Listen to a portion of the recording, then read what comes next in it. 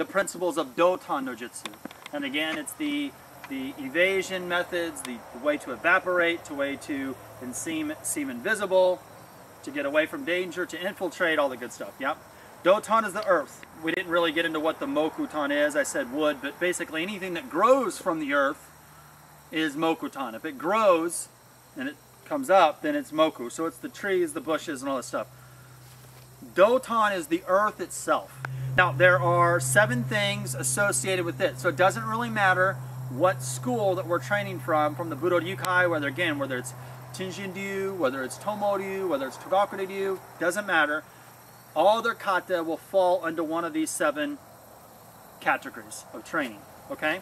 The first one is going to be shape. When you're studying Doton-no-jutsu, you have to fit within the shape of the earth itself. The next one is color. So again, camouflage. Make yourself be part of the element so that you're not sticking out like a sore thumb, right? So color, and that is the second characteristic of all the kata. The nature of the earth is very important, understanding the nature of the element. So an example, I'm going to say this is kind of a Zen thing, but I want you guys to take it whichever way you want. Sand is sand, dirt is dirt. They're different. You cannot use them the same. So understand the nature of Doton. The next one is a little bit more, I don't want to say like esoteric, but it is a little bit more esoteric, the power. What you can get from an energy perspective from the earth, how you can use that to your advantage.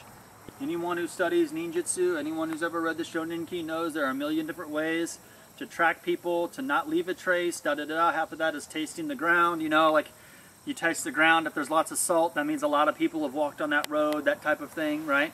So using the flavor of the earth is a way to track people, to not be tracked, and it's a very important aspect to Doton. So utilizing it, you utilize Mokuton, Doton, Suiton, Katan, use them for a variety of reasons. It isn't just evasion. The next one is association. What is it in its association with the other elements? A perfect example would be rain, right? We know that in the Tenshi-jin Ryaku no Maki, rain and all this kind of stuff, wind, those elements have a particular association with Doton. If there's just a bunch of dirt out here and it rains, that dirt becomes mud.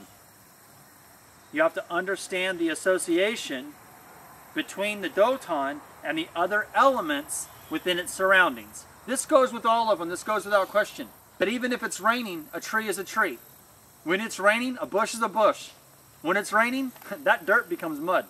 So you have to keep in mind there is a slight difference when you study Doton, because as the seasons change, as you know, the forecast changes, the Doton will change. So you have to understand the association between the Doton and to the other elements or the weather patterns. Okay?